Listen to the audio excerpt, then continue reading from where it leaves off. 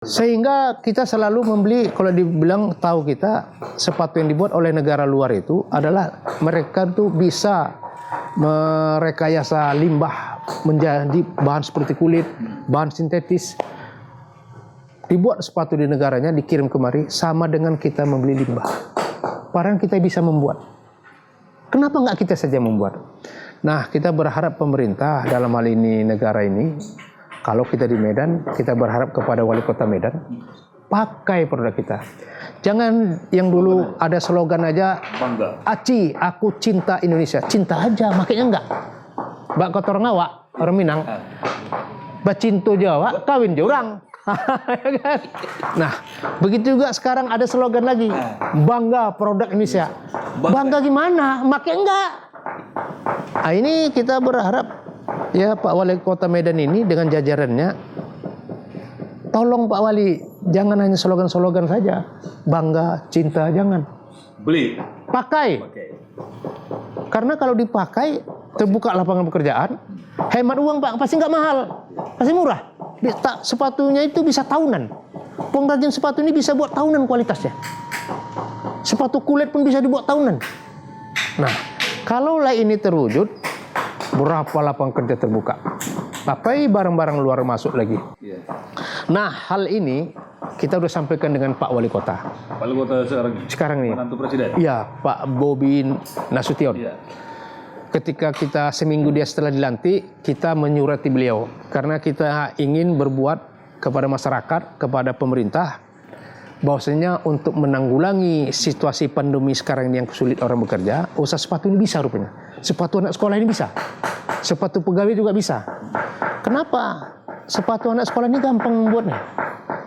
Padat karya. Ibu-ibu rumah tangga daripada dia duduk ngerumpi, asal ada mesin jahitnya saja, bisa dia kerjakan. Bisa dia kerjakan dengan penghasilan satu hari bisa dia 100.000 rupiah pembantu suaminya. Ini kan sangat baik. Jadi kita surat di Pak Wali Kota setelah seminggu dia dilantik dengan judul surat kita kepada Bapak Wali Kota perihal keikutsertaan ya koperasi sepatu. Kita udah ada koperasi keikutsertaan koperasi sepatu kulit dalam mengatasi pandemi. Dalam mengatasi ekonomi akibat pandemi COVID-19. Ternyata beliau sangat respon. Saya bangga juga punya wali kota seperti ini. Gak sangka kita ini dia muda, tapi langsung dia nyaut. Respon dia. Sehingga dia punya gagasan, dia punya ide, dia punya slogan. Ada itu slogan dia itu adalah kolaborasi. Kita semua berkolaborasi, kita harus berkolaborasi Pak, supaya semua maju, pemerintah bagus, perilaku UKM juga bagus. Ngobrol bareng Orbit, kami obrolkan, Anda simpulkan. Assalamualaikum warahmatullahi wabarakatuh, pemirsa Ngobrol bareng Orbit. Kali ini kita ngobrol bersama dengan Bang Azri, sarjana ekonomi, pengusaha sepatu pertama yang tinggal di Jalan Bakti Medan. Apa kabar Bang? Alhamdulillah kabar baik. Baik Pi. Sehat ya? Alhamdulillah sehat. Sehat anak muda tuh sehat orang tua? Sehat selalu. Sehat selalu ya? Mantap. Bang, ini di tengah pandemi ini Bang, bagaimana Bang usaha sepatu yang Abang rintis kurang lebih 32 tahun ini Bang? Apakah naik atau hancur atau ajak kali gimana ya? Ya alhamdulillah, karena memang kita berusaha ini bersungguh-sungguh. Kita selalu melihat ke depan, bagaimana berhasil ke depan dengan setiap harinya kita selalu memodifikasi baik itu jenis produksi dan cara pemasaran. Mudah-mudahan kita ya tidaklah begitu tergerus sebagaimana para pengusaha sepatu lainnya. Berarti situasi pandemi tidak begitu mempengaruhi produksi dan penjualan sepatu pertama? Ya alhamdulillah, karena kita ini orientasinya pengadaan sepatu-sepatu dinas, sepatu perkantoran, ya kalaupun terkena sedikit dia kecil ya, lebih kurang 10% lah menurunnya. Tapi peluang itu sangat besar, tetap sangat besar ke depannya. Yang mana kita tahu tidak ada masanya orang tidak akan pakai sepatu. Berarti usaha sepatu ini sangat menjanjikan, bisa membuka lapangan kerja bagi orang banyak. Karena sistem kerjanya dia padat karya. Namun dalam hal ini kita melihat banyak juga para pengusaha sepatu teman-teman lain yang sudah gulung tikar, beralih profesi. Mungkin disebabkan karena program ataupun visi dan misi mereka itu tidaklah seperti yang kita miliki. Karena kita ya terus-menerus memikirkan, melaksanakan bagaimana usaha ini bisa maju ke depan, yang mudah-mudahan sampai saat ini masih eksis. Bahkan peluang ke depan sangat besar kita lihat dari usaha sepatu ini. Dari sejarah yang Abang sampaikan tadi itu, ketika kita bincang tadi, Abang merintis ini dari pekerja dulu, pekerja terus bertekad untuk menjadi pemilik sepatu. Kira gimana sih saya? Tahun 70-an usaha sepatu di Medan ini sangat bagus. Ya. Karena apa? Orang Aceh belanjanya ke Medan, orang Pekanbaru belanja ke Medan, orang Padang belanjanya ke Medan. Di Medan ini pun sepatu Medan yang beredar. Tahun 70-an itu kan sarana komunikasi masih sulit, sarana transportasi masih sulit. Namun masuk ke tahun 80-an, mulai karena komunikasi sudah bagus, transportasi bagus, maka barang dari luar masuk. Terutama barang dari Jawa, masuk ke Medan. Saya dari tahun 70-an itu masih kecil, suka main-main ke tempat pengusaha sepatu, pengrajin sepatu. Jadi kenek saya, ngelem-ngelem, gunting-gunting. Iya, kenek namanya. Ngelem-ngelem, gunting-gunting, disuruh beli nasi, disuruh beli snack. Saya tahu akhirnya persepatuan itu. Namun saya tidak belajar sampai selesai. Tapi tahap-tahapnya saya tahu. Karena saya melanjutkan sekolah dan saya kuliah, saya jurusannya akuntansi, maka orientasinya apa? Mencari kerja ke kantor. Jadilah pegawai. Sempat ya pegawai? Sempat, 6 tahun jadi pegawai. Di perkantoran perusahaan farmasi. Iya. Tapi setelah menjalani 6 tahun itu pening juga. Lebih enak juga jadi pengusaha mungkin. Karena dulu para pengusaha sepatu, anaknya 10 bisa, terbiayai sama dia. Anaknya bisa sekolah, kuliah bisa. Dari usaha sepatu? Sepatu. Cuma masuk era 80-90, kok makin susut dia. Jadi mereka pun anaknya terbiayai, banyak pun bisa sekolah, bisa kuliah, tetapi tidak melanjutkan usahanya.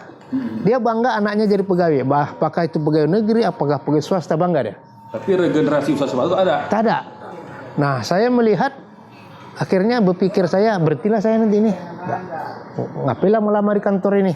Karena apa? Karena kata dosen saya dulu, daripada menjadi ekor macan, lebih baik menjadi kepala tikus ini. Nah, itu pula. Daripada ada kita di ruangan ber-AC, berdasi, tapi tiap bulan nerima gajinya. Lebih baik jadi pengusaha, tiap hari kita bisa dapat. Nah, maka 6 tahun selesai bekerja, saya minta mengundurkan diri dari perusahaan. Farmasi. Dikasihlah saya staf pesangon, tapi setahun kemudian. Kalau berhenti begitu saja nggak dapat katanya. Sementara saya nggak punya modal. Tapi saya udah rintis sambil menjual-jualkan sepatu pengrajin yang sekitar rumah orang tua saya ke tempat saya bekerja. Berarti ternyata jadi pegawai farmasi sambil juga sampingan? Saya sambil, iya. Sehingga saya lihat lebih besar pula pendapatan sambilan jual sepatu. Lebih bagus berhenti aja ini. Tapi berhenti modal nggak ada. Akhirnya setahun kemudian diberi. Dapatlah lebih kurang 11 bulan gaji. Nah, itulah memulailah. Modal sepatu ini? Dibilang modal enggak. Itulah saya kasih sama istri saya, sama orang tua saya. Saya pergi saya ke Bandung. Saya mau tahu apa itu di Bandung. Katanya terkenal Cibaduy. Saya datang.